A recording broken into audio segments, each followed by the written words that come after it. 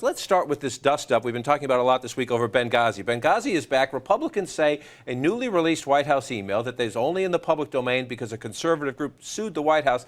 They say it's a smoking gun about the coordination in the White House, about how to explain what happened, and what the Republicans say is what didn't happen, an excuse for what happened. Listen to the Democratic and the White House response to this Republican uproar.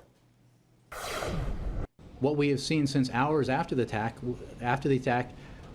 beginning with a statement by the Republican nominee for president, is an attempt by Republicans to politicize a tragedy. And that continues. I haven't seen that, but what I will say is, again, diversion, subterfuge.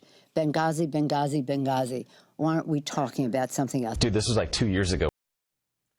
Anna, the Republicans want to call John Kerry up to testify. They're saying if they take back the Senate, they'd like to have a select committee to look into this. The Democrats are saying, especially with the White House taking the lead, old news, all politics. Who's right?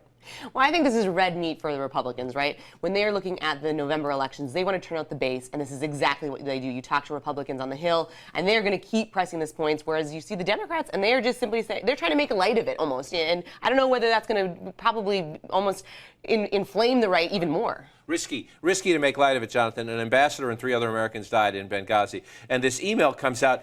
The part I don't get is if you're dealing with this months ago or a year ago with the White House, why not just throw everything out there and say, were we perfect? No. But is there a conspiracy? No. And that's always the danger that politicians risk when they drip and drab stuff out like this instead of putting it all out at one time. What you're seeing among those Democrats, John, that you showed is the sort of private exasperation and even mockery that is now going public. You know, Democrats long have thought with a sort of eye-rolling manner, sure, this was a Republican fixation, but there was no there, and you're seeing that more publicly. I agree. I think it is dangerous because of the sort of very grave nature of what happened there.